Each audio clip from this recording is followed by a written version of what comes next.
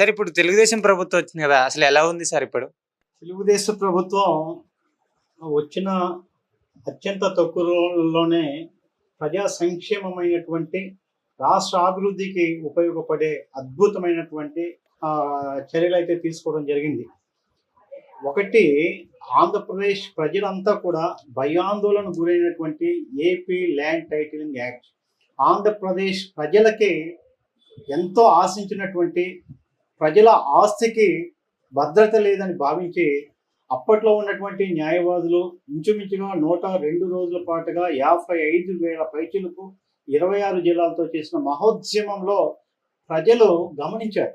ఆంధ్రప్రదేశ్ ప్రజలకి భవిష్యత్తులో ఆస్తి భద్రత కోల్పోతామేమో అని అలాంటి చట్టాన్ని రద్దు చేయడం జరిగింది. అలానే ఈయన వచ్చిన మొదటిలోనే ఇసుకను ఈరోజు పండుగ వాతావరణం జరిగింది. ఆంధ్రప్రదేశ్లో ఇసుకను వ్యాపారంగా చేయడం ద్వారా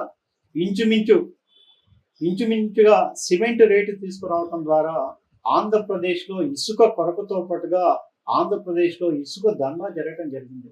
ఆంధ్రప్రదేశ్లో భవన నిర్మాణ రంగం కుదేలైపోయింది. ఆంధ్రప్రదేశ్లో పనిచేస్తున్నటువంటి అనేక మంది భవన నిర్మాణ కార్మికులు, భవన అనుసంధాన కార్మికులు అందరూ కూడా ఇక్కడ నుంచి ఇతర రాష్ట్రాలకి వలస వెళ్ళటం జరిగింది. చంద్రబాబు నాయుడు రావటంలోనే ఇసుక ఫ్రీగా ఇస్తామని చెప్పడం జరిగింది. తద్వారా మళ్ళా ఏదైతే గతం 5 సంవత్సరాలుగా వలస వెళ్ళారో వాళ్ళ ఆంధ్రప్రదేశ్కి రావటం జరుగుతుంది. అందరూ కూడా పండుగ వాతావరణం మీద ఉన్నారు. ఇంకొక పథకం ఏంటంటే పెన్షన్ అనేది చంద్రబాబు నాయుడు గారు వచ్చిన తర్వాత 1000 రూపాయలు పెంచుదామని చెప్పారు. అలానే 3,000ది 4,000 ఇస్తూ గతంలో ఎప్పుడైతే వాగ్దానం చేశారో అప్పటి నుంచి ఇస్తామని చెప్పి ప్లస్ 3,000 నెలకు 1000 చొప్పున 3,000 ప్లస్ 4,000 7,000 ఇవ్వడం జరిగింది. వాలంటీర్ వ్యవస్థ లేకపోతే పెన్షన్ లేదని ప్రజలకి ఒక అపనమ్మకం కల్పించారు.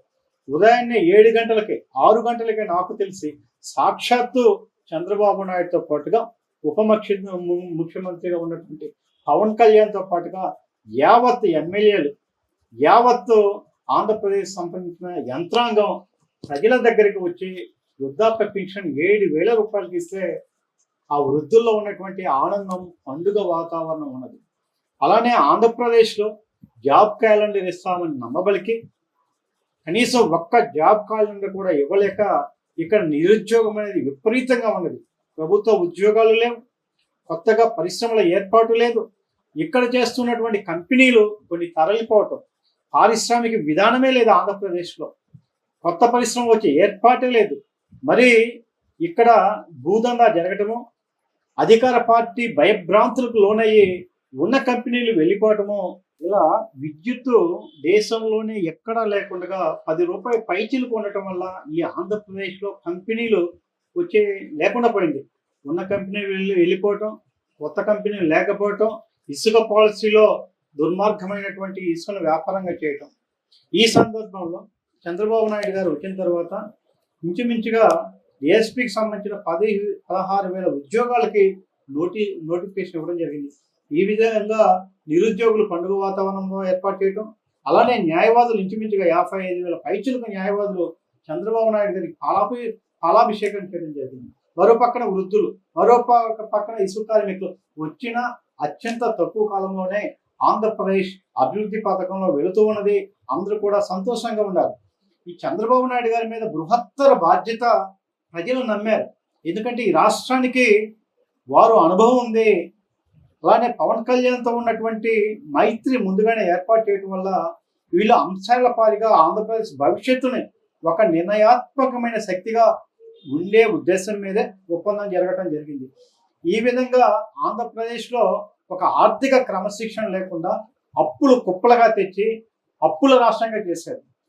జగన్మోహన్ రెడ్డి గారు వచ్చినప్పుడు సంక్షేమం పేరిట ఇంచుమించుగా సంక్షేమ కార్యక్రమాలు చేశారంటారు. ఒక్కసారి చూసినట్లయితే నాకు తెలిసి డేటా ప్రకారంగా 12,85,000 కోట్ల రూపాయలు అప్పులు తీసుకోవడం జరిగింది.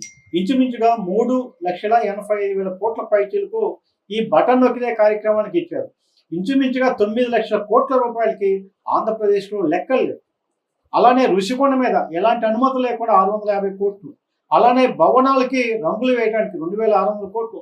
ఒక ఆర్థిక క్రమశిక్షణ లేకుండా ఆంధ్రప్రదేశ్ వ్యవస్థను బస్సు పట్టించారు. ఇది ఒకవైపున.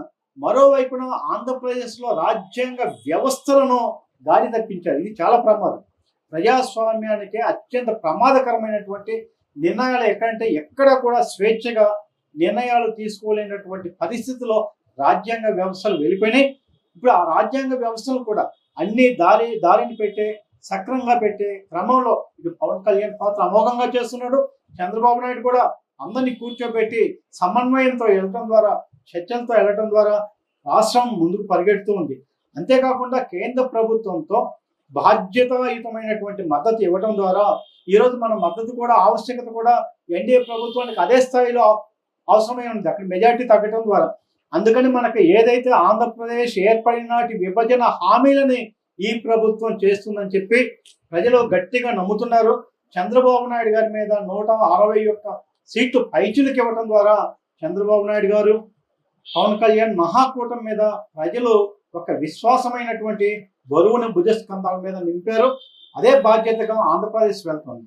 ఆంధ్రప్రదేశ్ ఇప్పటికే పెట్టుబడులు క్యూలో ఉన్నాయి. ఈరోజు మొన్న ఒక్కసారి అమరావతి చూసినట్లయితే 15,000 రూపాయలు కూడా లేనటువంటి భూమి ఈరోజు 50,000 పైచీలకు ఉన్నది.